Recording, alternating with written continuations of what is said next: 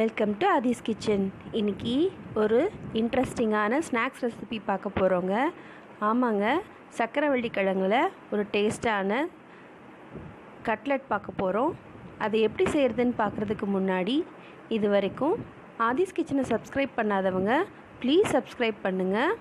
பக்கத்துலேயே இருக்கிற notification பெல்லையும் press பண்ணிக்கோங்க. அப்போ தான் நான் போடுற வீடியோஸ் உடனுக்குடனே உங்களுக்கு நோட்டிஃபிகேஷனாக உங்கள் மெயிலை தேடி வரும். இப்போ வாங்க எப்படி செய்கிறதுன்னு நம்ம பார்க்கலாம். நான் ஒரு 7 பிரெட் ஸ்லைஸ் எடுத்திருக்கேங்க. அதோட கார்னர்லாம் இருக்குல்ல, ப்ரௌன் கலரில் இருக்கும் இல்லையா, அதை எடுத்துடுங்க. கத்தி வச்சு எடுத்துடுங்க. எடுத்துட்டு அதை குட்டி குட்டியாக போட்டு பிச்சு போட்டு ஒரு மிக்சியில் நல்லா பொடி பண்ணி வச்சுக்கோங்க.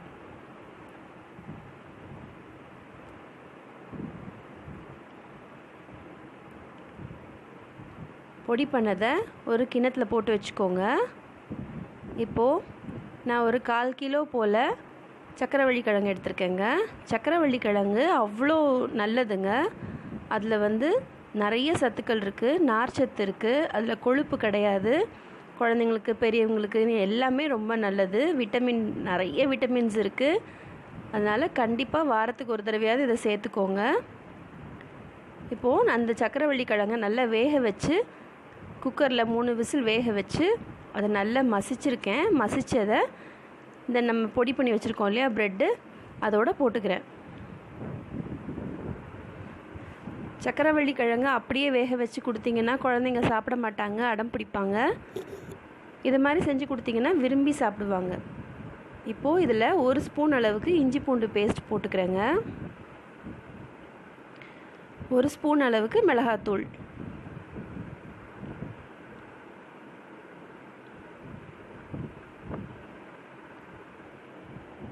அதுக்கப்புறமா ஒரே ஒரு பச்சை மிளகாவை நறுக்கி போட்டிருக்கேன். நான் குழந்தைங்களுக்கு கொடுக்கறதுனால ஒரு பச்சை மிளகா போட்டிருக்கேன்.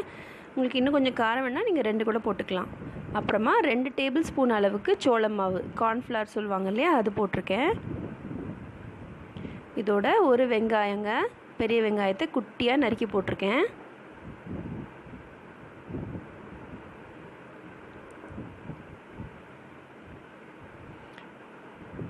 இப்போது இது கூட மல்லித்தழை கொஞ்சம் நறுக்கி போட்டிருக்கேங்க.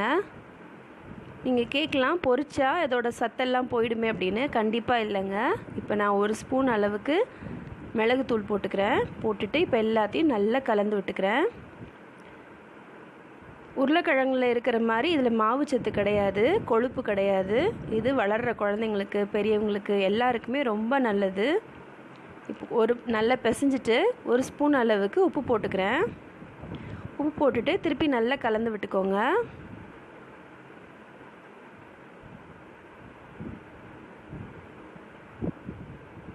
அப்புறமா 1 ஸ்பூன் அளவுக்கு கரம் மசாலா போட்டுக்கிறேன். கரம் மசாலா அந்த ஸ்மெல் பிடிக்கலை அப்படிங்கிறவங்க போடாமல் இருக்கலாம், அது ஆப்ஷனல் தான். ஆனால் போட்டிங்கன்னா நல்லாயிருக்கும். போட்டுட்டு நல்லா கலந்து விட்டுக்கோங்க. இதில் ஒரு சொட்டு கூட தண்ணி ஊற்றக்கூடாதுங்க. அதில் இருக்கிற ஈரப்பசையே போதும். நல்லா கெட்டியாக மாவு மாதிரி பிசைஞ்சுக்கோங்க. இதிலேருந்து சின்ன சின்ன உருண்டையாக எடுத்து உருட்டி வடை மாதிரி தட்டிக்கோங்க.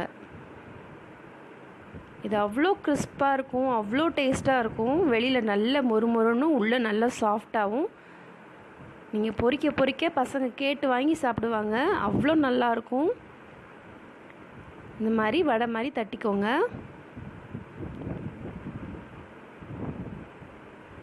இது மாதிரி எல்லாத்தையும் ரெடி பண்ணி வச்சுக்கோங்க.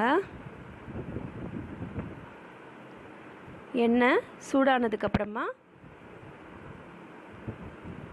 போட்டு அப்பப்போ திருப்பி விடுங்க. கொஞ்சம் மிதமான சூட்லேயே வேக விடுங்க, இல்லைன்னா கருகி போயிடும். நல்லா செவந்து வந்திருக்கு பார்த்தீங்களா?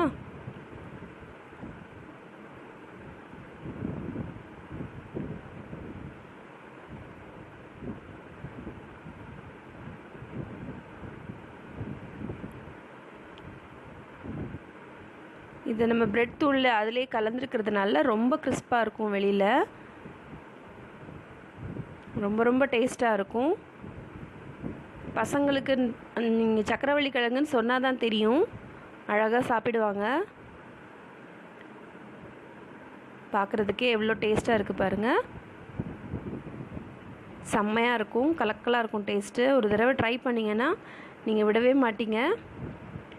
அவ்வளோ வைட்டமின் சத்து இருக்குது, நார்ச்சத்து இருக்குது, கொழுப்பு கிடையாது. இதை கண்டிப்பாக ட்ரை பண்ணி பாருங்கள். இந்த வீடியோ உங்களுக்கு பிடிச்சிருந்துச்சுன்னா லைக் பண்ணுங்கள், ஷேர் பண்ணுங்கள். இதை ட்ரை பண்ணிவிட்டு உங்கள் ஃபீட்பேக்கை மறக்காமல் கொடுங்க. இன்னும் இன்ட்ரெஸ்டிங்கான ரெசிபீஸோடு உங்களை மீட் பண்ணுறேன்.